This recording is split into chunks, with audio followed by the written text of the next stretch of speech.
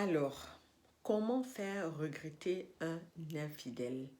Ça veut dire comment faire regretter un homme qui pense que c'est lui qui tient les rênes, qui pense que c'est lui qui a le pouvoir, qui est le chef maintenant. Comment est-ce qu'il faut le faire regretter? Ça veut dire que comment est-ce que tu peux faire en sorte qu'il ait de remords par rapport à l'acte qu'il a posé? Voilà. Parce que vraiment, il faut qu'on se dise les vérités, il faut qu'on dise les choses clairement. Quand on est, ou alors la jante masculine. La jante masculine est celle-là qui n'est jamais, on va dire, qui n'est presque jamais satisfaite. Les hommes sont toujours en train de regarder à gauche, à droite, partout. Ils sont toujours en train de vouloir goûter à tout. Ils sont toujours à la quête de la découverte. Ils sont toujours curieux.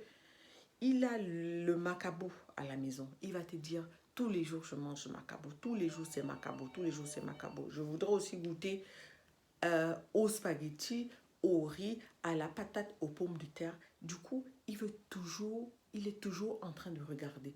Toujours, il a toujours des yeux qui brillent. Il veut toujours savoir comment est-ce que c'est. Dès qu'il voit les cuisses bien tendues, la peau bien ferme, sans vergeture, le gars va te dire, ouh, tu vas voir, les yeux vont briller. Il veut goûter. Et du coup, ça fait qu'il ne valorise pas ce qu'il a à côté de lui. Il ne sait pas apprécier le bien qu'il a à côté de lui. C'est tout ça. Donc, vraiment, lorsque deux personnes sont scellées par le mariage, lorsqu'on est dans une relation, pas de relation copain-copine, mais lorsqu'on est déjà marié et qu'on a passé des années avec notre conjoint, il n'est pas toujours facile de tourner la page. Il n'est pas toujours facile, même après une infidélité, de dire oui, aujourd'hui là c'est fini, je plie bagage, je rentre chez moi, je rentre chez nous ou alors je vais dans mon coin. C'est pas toujours facile parce que ça sont les réalités. Parce que beaucoup vont dire non, si mon mari me trompe, alors non, je pars, machin. Ça c'est ce qu'elles vont dire. Mais une fois que tu es face à l'acte, une fois que tu es la victime, c'est pas toujours évident parce que tu penses à toutes ces années passées, tu penses à tes enfants, tu penses aux projets que vous avez ensemble, tu penses à vos constructions, à tout ce que vous avez sacrifié ensemble et tu te dis est-ce que je dois vraiment partir ou du moins tu prends vraiment beaucoup de temps à le faire. Beaucoup définissent l'infidélité comme étant manque d'amour, manque de respect et divorce. Ça, c'est la définition de beaucoup d'entre nous. D'accord? Mais, comme on dit, à tout problème, il y a toujours une solution. Même lorsqu'on est face à une infidélité, il est toujours conseillé de se dire, je prends du recul, je réfléchis et je me pose les bonnes questions. Pourquoi est-ce que mon mari est infidèle? Pourquoi est-ce qu'il est allé jusque-là? Pourquoi est-ce qu'il a franchi cette barrière? On cherche à comprendre et on cherche, pourquoi pas, à sauver notre foyer. D'accord? C'est vrai, c'est pas facile, c'est pas évident, mais dans certaines situations, il faut plutôt réfléchir comme un sage.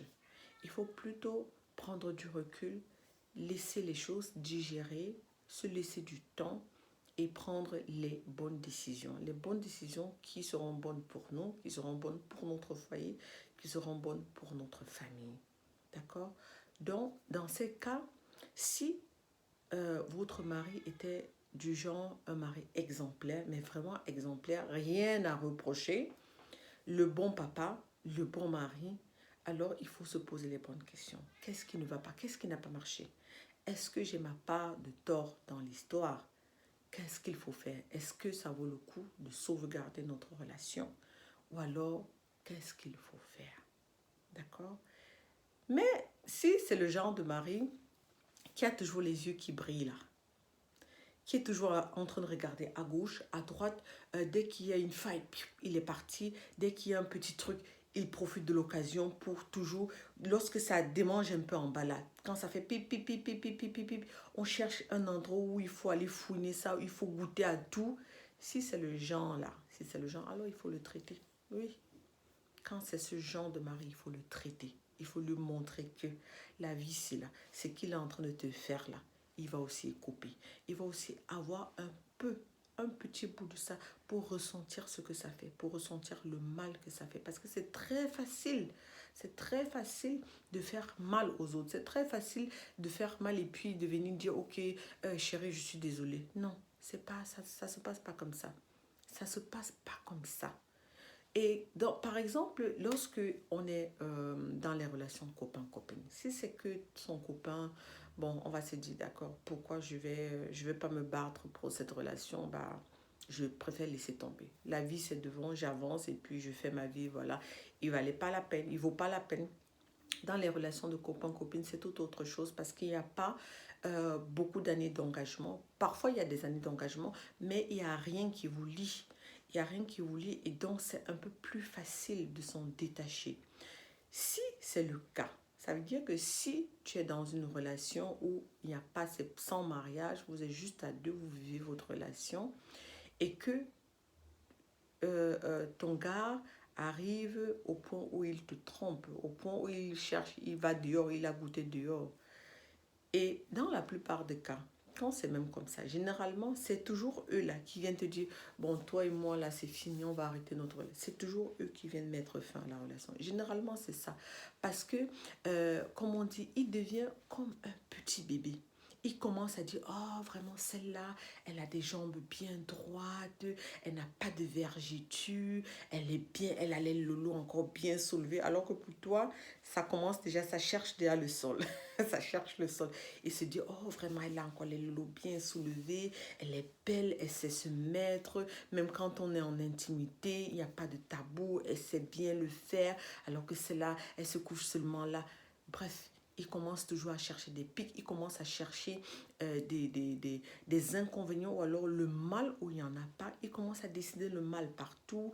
Il commence à voir en toi la laide femme. Tu ne sais même pas te maquiller, tu ne sais même pas te mettre. Tu es toujours là en train de mettre les grandes robes. Tu ne mets jamais du moulant, tu ne mets jamais le sexy. Alors que c'est là quand elle se met, oui, c'est tous les gars qui apprécient, c'est tous les gars qui... Bref. Il commence déjà à voir celle-là assise, toi tu n'as pas, toi tu fais toujours la même chose alors que celle-là, il commence à essayer de... Non, il voit toujours les... Il cherche toujours les problèmes, il cherche toujours le mal où il n'y en a pas. Et après, demain, c'est lui qui va te dire, ma chérie, c'est fini. Alors que toi, tu es là. Un bon matin, spontanément, vous venez même de tuer ensemble, vous venez de Mbinda, vous êtes couché là à profiter et après le gars te dit, je voulais te dire quelque chose. Hein. Vraiment, il faudrait qu'on mette une pause à notre relation parce que vraiment, je n'arrive plus à vivre comme ça. Et à l'instant là, même si vous venez de Mbinda là, à l'instant là, c'est comme si on a passé une machette ici au milieu. Ça vous fend le cœur. Ça divise le cœur là en deux. Tu trembles, tu paniques, tu ne sais pas ce qu'il faut faire, tu stresses, tu transpires, tu ne sais pas pourquoi. C'est clair que la première des choses que tu vas poser, c'est qu'est-ce qui ne va pas? Pourquoi? Pourquoi? Tu vas te demander pourquoi. C'est d'abord la première question que tu vas poser. Et il va te dire, il va te sortir une raison banale comme quoi, en fait, vraiment, je supporte plus ta possession excessive, tu es trop possessive, tu es toujours en train de me surveiller, tu es trop jalouse, vraiment, ça m'étouffe, j'en peux plus, je peux plus vivre comme ça, vraiment, je vais vivre librement. Bref, il va te sortir des trucs. Ce que tu dois faire, même s'il faut pleurer là, nettoie-la très vite, même s'il faut pleurer. Ne pose plus. La seule question que tu dois poser, c'est pourquoi. S'il est même capable de te répondre, c'est bien. Mais s'il ne te donne même pas de réponse, tant mieux. Tant mieux. Tu te lèves, tu pars. S'il a été lâche et qu'il t'a envoyé ça par texto, s'il a été lâche et s'il est irrespectueux, qu'il te le dise, qu'il te l'annonce par texto, tu poses la question, pourquoi? Si tu as une réponse, c'est bien. Si tu n'as pas de réponse, tant mieux. Tu ne dis plus rien. Tu acceptes. Tu lui dis, d'accord, il n'y a pas de problème. Ok, comme il en est ainsi, ok, il n'y a pas de stress. Je fais ma vie. Bon vent, je passe ma route. Ne lui pose plus de questions.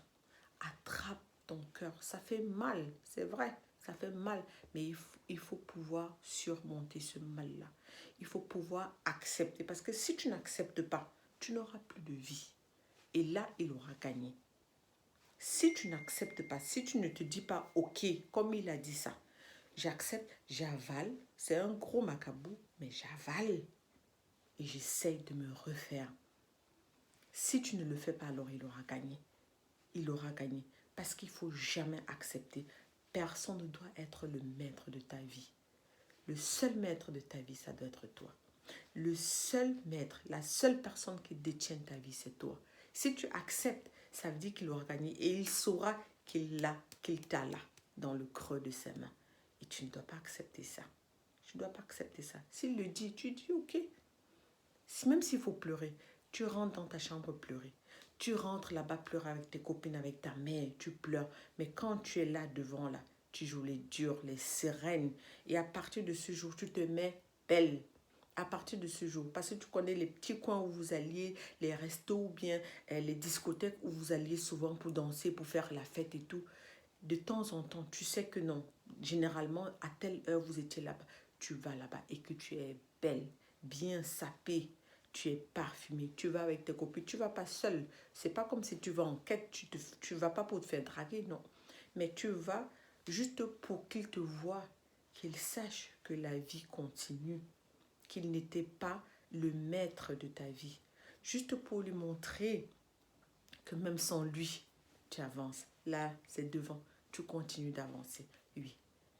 Ne lui montre pas que tu es faible. Ne lui montre pas que ça t'a affaibli. Ça fait mal, c'est vrai. Mais quand tu es devant lui, tu t'habilles bien. Même quand tu rencontres ces potes-là, tu fais tout parce que tu connais les petits coins où ils étaient ou alors où vous étiez.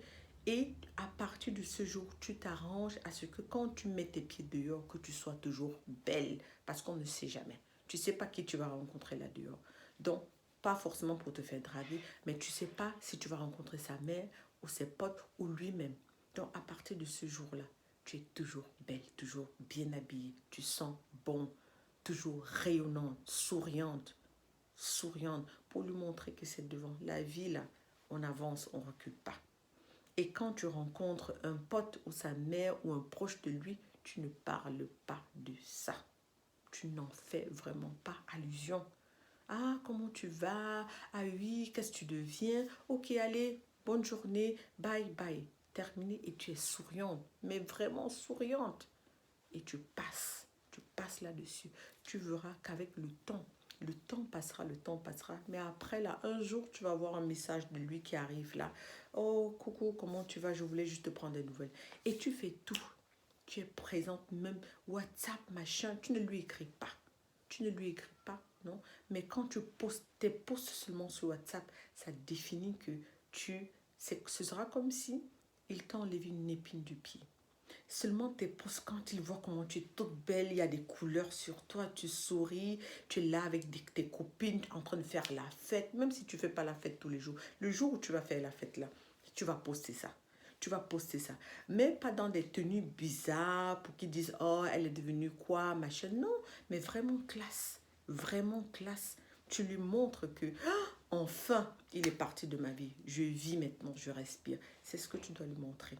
C'est ce que tu dois lui montrer. Et maintenant, quand on est dans un couple, mariage et tout, et que notre mari, il va à gauche, à droite pour n'importe quoi, aucune raison, je suis bien, tu es exemplaire, la femme qu'il faut, et qu'il commence à faire ce genre de choses, tu ne discutes pas. Ne discute pas. Ne discute pas. Ne lui pose pas de questions. Quand tu constates ça, ne lui pose pas de questions. Tu continues de vivre comme si de rien n'était. Il faut le narguer.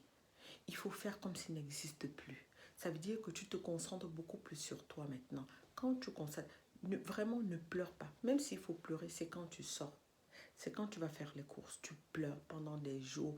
Tu pleures, il n'y a pas de problème. Mais quand tu es à la maison, tu es sereine.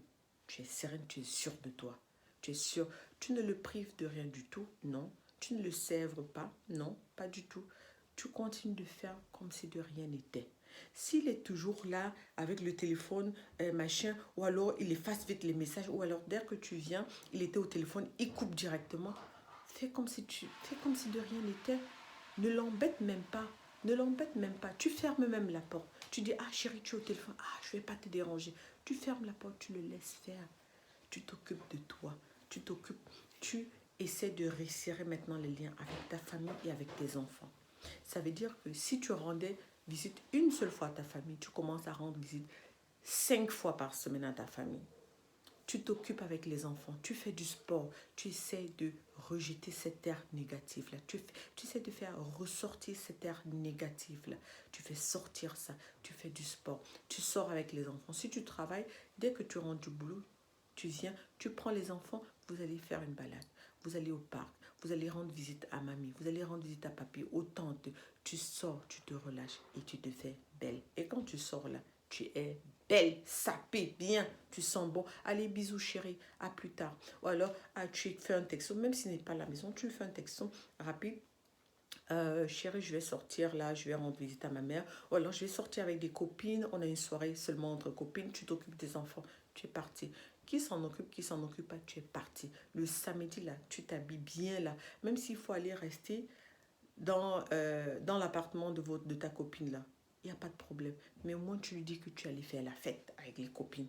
Qu'il sache que, oui, comme il va être libre là, qu'il soit libre, il aura le temps de bien tchatcher avec ses go de dehors là. Il aura le temps. Mais toi, tu ne t'en occupes pas.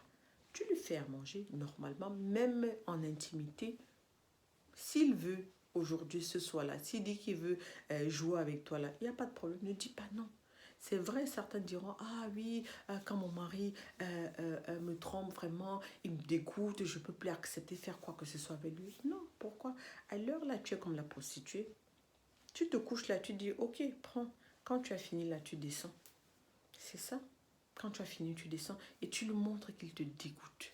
Tu ne parles pas. Parce que d'habitude, tu faisais avec, tu profitais, il savait comment tu fais, comment tu agis, comment tu bouges. Tu te couches là, comme un poisson sec.